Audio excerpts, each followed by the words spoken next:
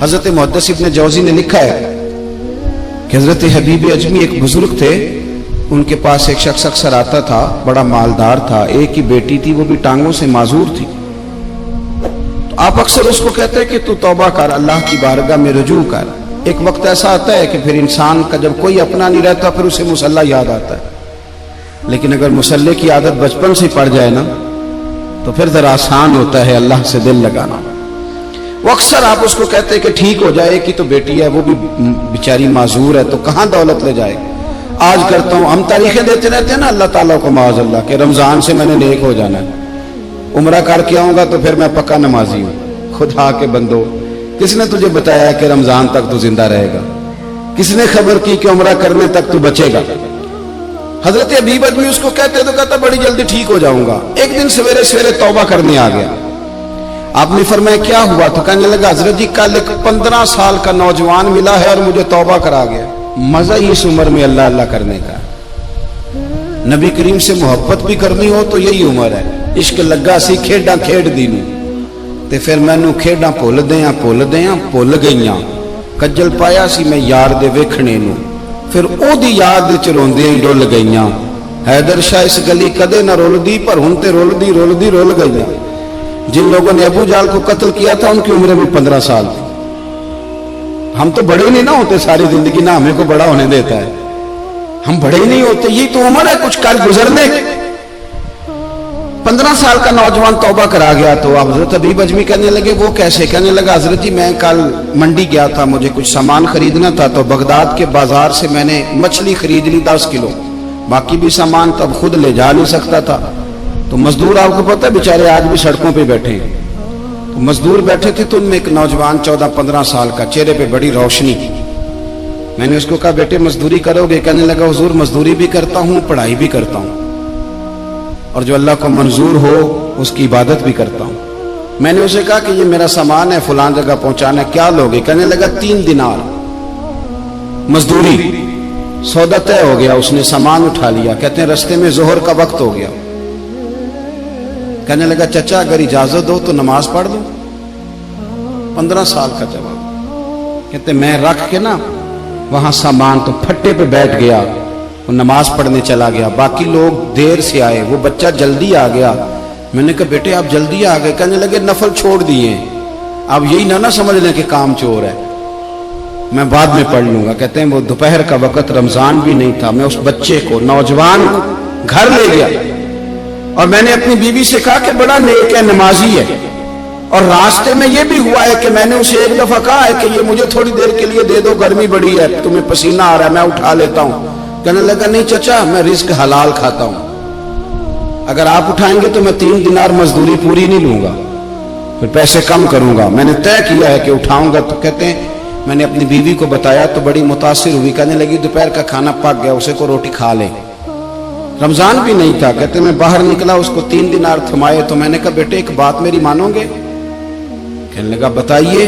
میں نے کہا کھانا پکائے کھا لو۔ کہنے لگا میں معافی چاہتا ہوں، میں نے روزہ رکھا ہوا ہے۔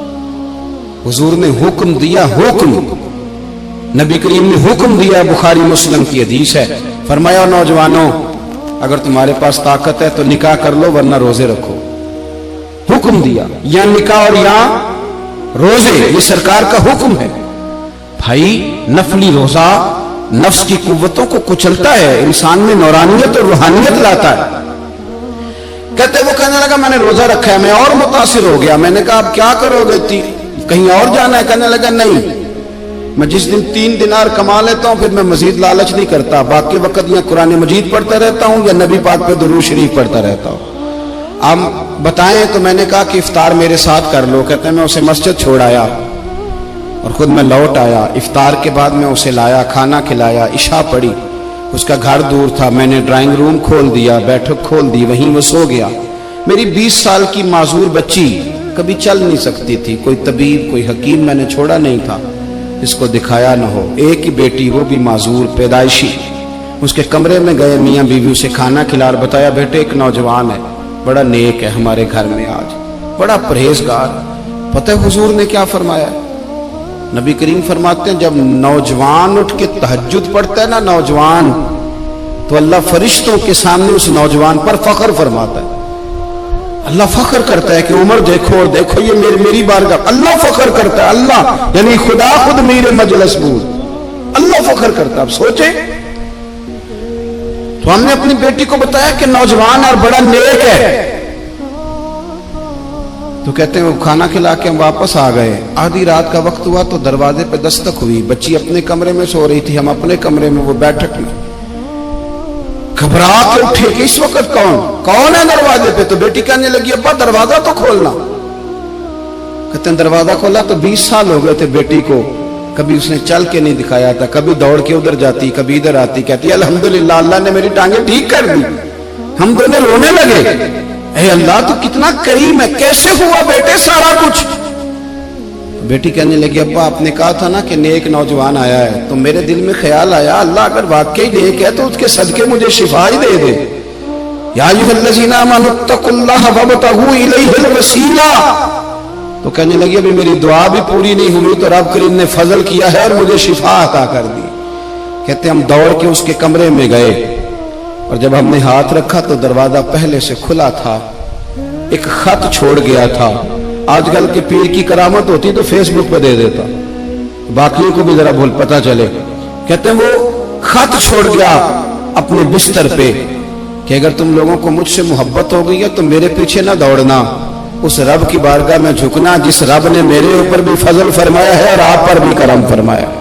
میرے نوجوان دوستو, یہ جو بچپنا ہمیں لوگ کہتے ہیں نا ابھی بچے ہو, ابھی جب آپ بالغ ہو گئے تو نماز فرض ہو گئی, سچ بولنا ضروری ہو گیا, رزق حلال کھانا ضروری ہو گیا, شریعت ساری کی ساری لاگو ہو. ایک تو درگزر سے کام لیں, دوسرا اپنی زندگی کے اندر خواہشات کو چھوڑیں.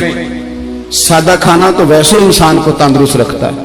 یہ جو چکر ہم نے ڈالا ہوا ہے نا مرضیاں کرنے کا, اب موٹر سائیکل بالکل اچھی بھلی ہوتی ہے پر سفارش یہ ہے کہ ماڈل پرانا ہو گیا ہے, تو یہ تو کمزور لوگوں کی علامت ہے.